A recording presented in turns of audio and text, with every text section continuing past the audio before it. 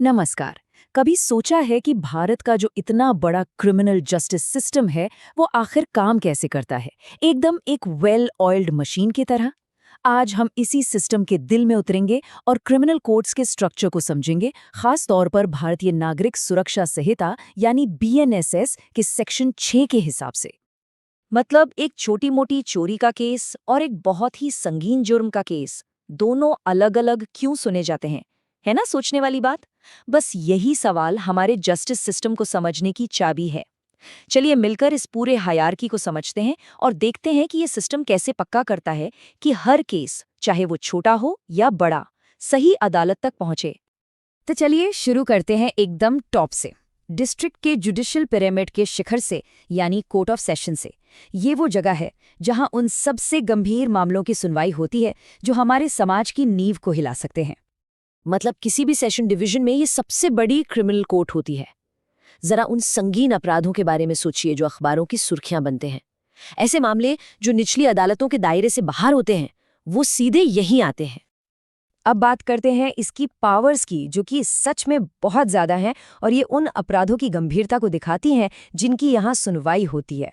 हत्या और डकैती जैसे मामलों में ये कोर्ट आजीवन कारावास से लेकर मौत की सज़ा तक दे सकती है। और हाँ, मौत की सज़ा इतना बड़ा फैसला होता है कि उसे हाई कोर्ट से कन्फर्म कराना ज़रूरी होता है। इससे पता चलता है कि इस अदालत पर कितनी बड़ी जिम्मेदारी है। तो पिरामिड में टॉप से अब थोड़ा नीचे आते हैं, उन कोर्ट्स की तरफ जो हमारे जस्टिस सिस्टम की असल में रीढ़ की हड्डी हैं, जहां रोजमर्रा के ज्यादातर क्रिमिनल मामले सुने जाते हैं। ये वो कोर्ट्स हैं जो असल में क्रिमिनल जस्टिस सिस्टम का सारा बोझ उठाती हैं। मतलब ये वर्क हॉर्सेस हैं। रोजमर्रा की जो ज्यादातर जिंदगी पर असर डालने वाले केसेस हैं, वो यहीं सुने जाते हैं।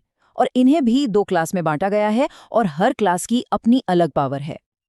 और ये स्लाइड ना पावर्स के इस बंटवारे को बहुत अच्छे से दिखाती है।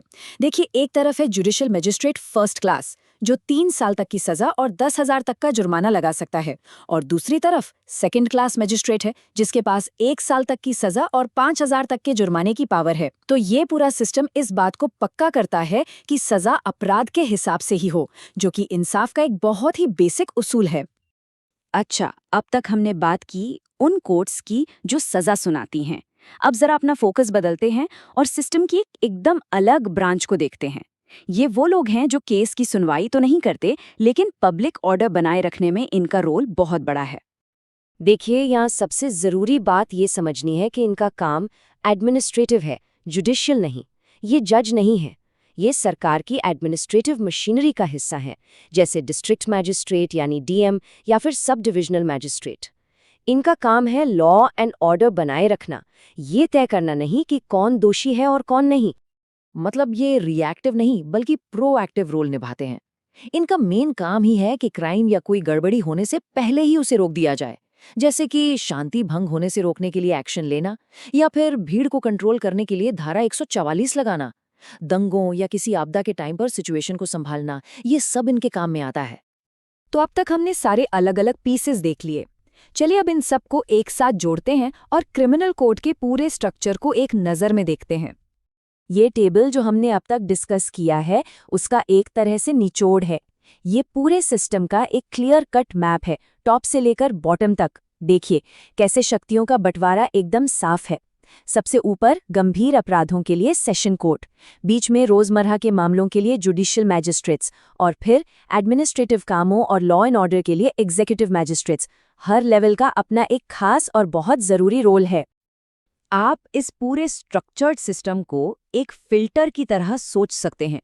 इसे बनाया ही इसलिए गया है ताकि इंसाफ सही तरीके से और एक ऑर्गेनाइज्ड तरीके से मिल सके।